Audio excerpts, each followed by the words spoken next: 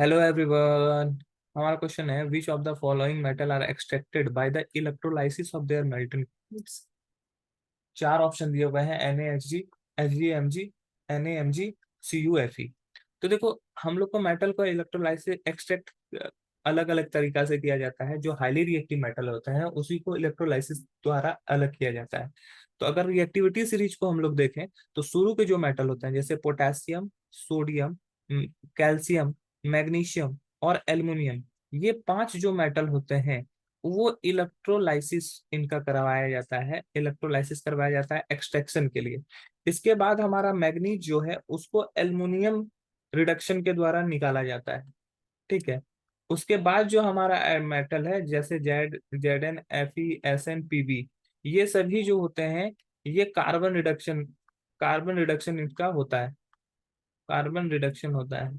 और सबसे आखिरी में जो रहते हैं जैसे मतलब कि Cu और Hg, ये सेल्फ रिडक्शन करते हैं, सेल्फ रिडक्शन। और उससे भी नीचे जो रहते हैं Ag, Au और Pt, ये सभी का होता है फ्री स्टेट में होते हैं। तो फ्री स्टेट में अगर होते हैं तो इनको रिड्यूस करने की जरूरत नहीं पड़ती। तो शुरू के जो मेटल हैं जैसे potassium, sodium, calcium, magnesium, aluminium, इन सभी का ही इलेक्ट्रो एक्सट्रैक्शन जो होता है इलेक्ट्रोलाइसिस के थ्रू करवा सकते हैं। तो इस सभी ऑप्शन में जो भी इस दोनों में मैच करेगा वही हमारा राइट आंसर होगा। जैसे सोडियम है, सोडियम को इलेक्ट्रोलाइटिक एक्सट्रैक्शन कराया जाता है लेकिन मरकरी का नहीं कराया जाता, मरकरी सेल्फ रिडक्शन हो जाता है। तो ये पहला गलत हो जाएगा। दूसरा में है Hg एंड Mg, अभी भी मैं बताया Hg का नहीं पॉसिबल है, तो ये भी गलत हो जाएगा। तीसरा में सोडियम और मैग्नीशियम, सोडियम भी है और मैग्नीशियम भी है, इलेक्ट्रोलाइसिस से दोनों करवा सकते हैं, दोनों के क्लोराइड से। जैसे मान लो कि 2NaCl है, इसको इलेक्ट्रिक करंट अगर हम लोग पास पास करेंगे तो ये 2Na प्लस और प्लस 2Cl माइनस में ब्रेक करेगा। फिर यहाँ पर कुछ कैथोड पर और कुछ एनोड पर होगा।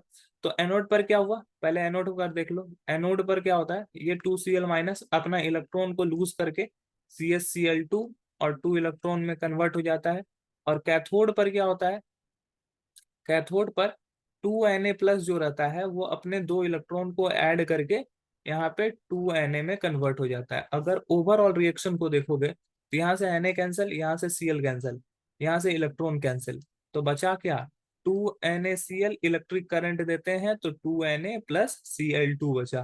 तो यहाँ पे देख रहे हो कि यहाँ पे क्लोराइड से Na को एक्सट्रैक्ट किया गया है। ठीक है। उसी तरह सेम मैग्नीशियम को भी किया जा सकता है, MgCl2 अगर इसको करवाएंगे तो ये Mg2 प्लस और 2Cl माइनस में ब्रेक करता है। ठीक है। सेम चीज एनोड पर होगा, कैथोड पर होगा कि 2Cl माइनस था, अपने दो इलेक्ट्रॉन को ये क्या कर दिया, लूज कर दिया। तो यहाँ पर ये 2 इलेक्ट्रॉन, और यहाँ पे मैग्नीशियम क्या करेगा, अपने दो इलेक्ट्रॉन को ऐड करके यहाँ पे Mg में कन्वर्ट हो जाएगा। ओवरऑल रिएक्शन को अगर हम जोड़ेंगे तो ओवरऑल रिएक्शन क्या हो जाएगा, MgCl2 गिव्स Mg+Cl2।